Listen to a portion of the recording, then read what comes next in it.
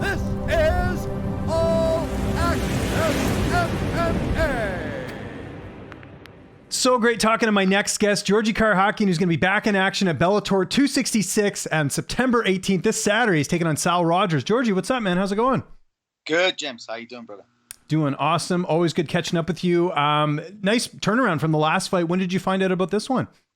I found out about this one last Friday. I got notification that Adam is hurt and if I want to step in 2-week notice. So I was like, yeah.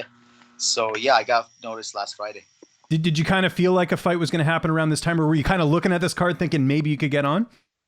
Man, I'm looking at every card. I'm Top to bottom, yeah. To see if there's any 55ers so I could jump on, you know. So I was bothering Bellator like a lot. I was like messaging them. So they finally got hold of me. So, you know, here I am. And, you know, I think Saul should thank me for stepping in. There you go. And you know, it's a lot easier, I'm sure, too, with the fact you're fighting at lightweight now. You don't have to make that extra cut to 45. Does that sort of open more opportunities for you in terms of taking fights?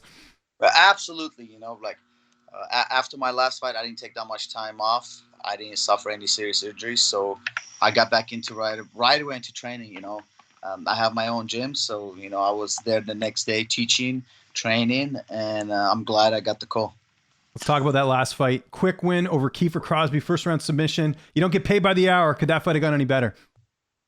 No, that's perfect. You know, like you said, we don't get paid by hour, by seconds. We get paid to show up. So it was a good win for me, but there's many more good victories. You know, I think Kiefer did a good job trying to poke me during the fight week, which it didn't affect me at all. It didn't faze me. But you know, I'm glad I got the victory. And, you know, just in a defeat and a win, you got to be humble. So I hope Kiefer learned a few things from this. And, you know, yeah, I'm looking for my next opponent. Your next opponent, Saul Rogers, mentioned it off the top here, a fellow featherweight who has moved up to lightweight as well, which is kind of cool. So what do you know about him? How do you feel like you match up against him here? Yeah, like featherweight, making his debut at lightweight, his first fight. His last 2 fights were against Matt Bernal, Daniel Weichel. We shared the same locker room the day of the tournament. When I fought AJ, he fought Weichel. So, you know, I don't know him that well, but of course I studied him this past week and a half. I watched his fights in Ultimate Fighter, all his fights in Bellator. You know, I studied him well enough, and I think it's a great fight for me. Does it add a bit more the fact that he's at Sanford? That's kind of like a mega camp right now. It seems like everyone's going over there, and you could potentially beat a guy from that camp. They seem like they're, you know, have a lot of momentum. Does that matter at all, or is that just like a cool tidbit that I just brought up?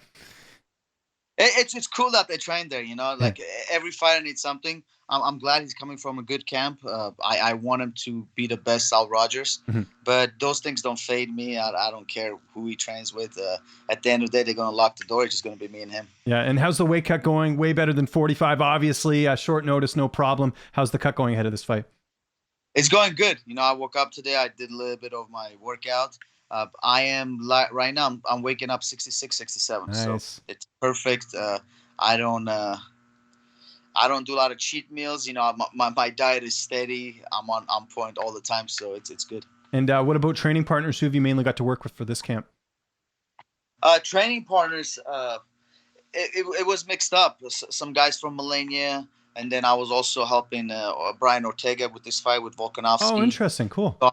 So I was sparring with them a lot, trying to fight like Volkanovski. So Brian is a cool guy, you know. And of course, my good friend Cup Swanson, me and him been training. A lot of different partners, you know. When there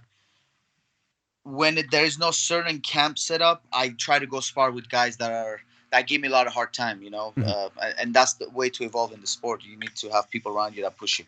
That's cool. So how long did you spend over there training with those guys at that super camp that's like, you know, Cub and Ortega, and I know TJ Dillashaw's there, Archuleta. What was that like? How long did you get to spend time over there? I was there for about 2 weeks, 3 weeks.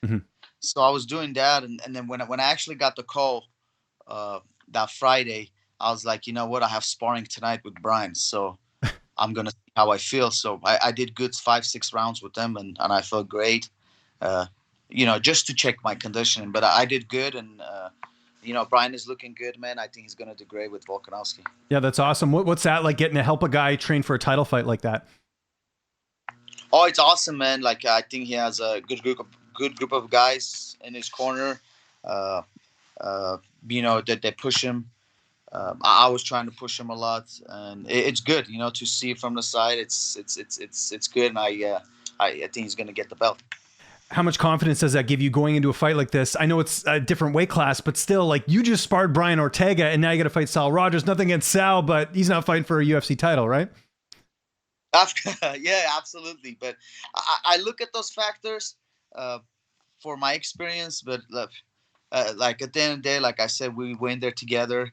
I'm glad I'm getting all these rounds with these high level fighters, and Saturday night it'll be a good night for me. That's good. I got to ask as well, because I know you guys are good buddies. Syed Awad, I know he's now living in Texas. He's training at Fortis. How much do you miss him? Because I know you guys are kind of like Batman and Robin back in the day, Yeah, I miss him a lot, man. He always he's talking shit to me.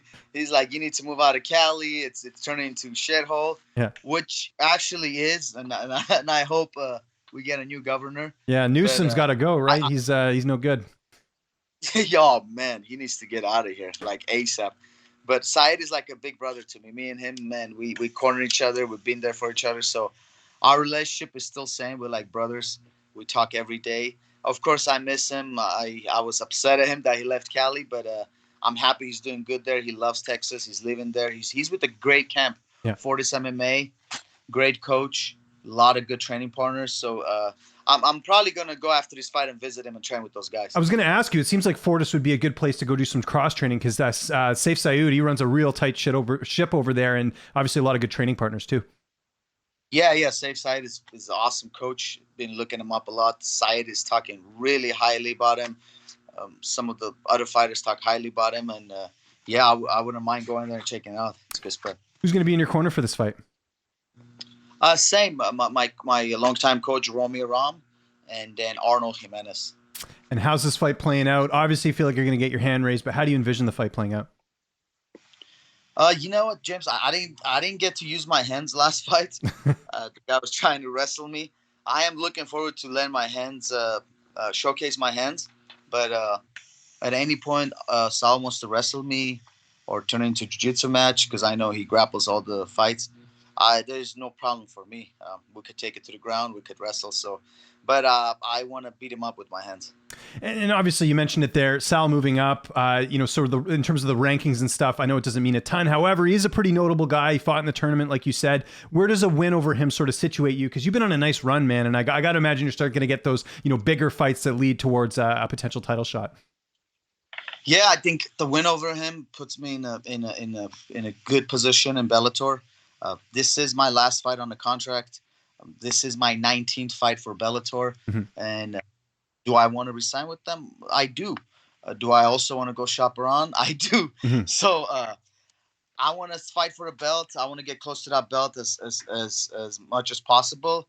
But then again, it's my 19th fight, so I want to get good pay, So they take care of a lot of fighters pretty good, and I've been on the run.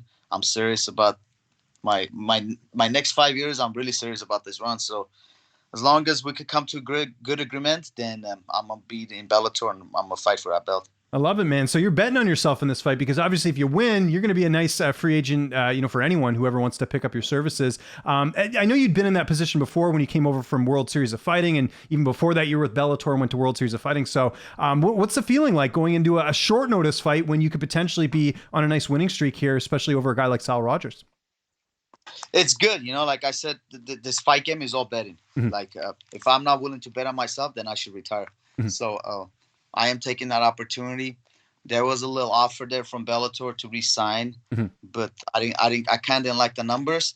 So I told them, let me fight my last fight, and then we could talk the numbers. I know Scott Coker, he lives in San Jose, so I don't mind staying there for a few days just to negotiate with them.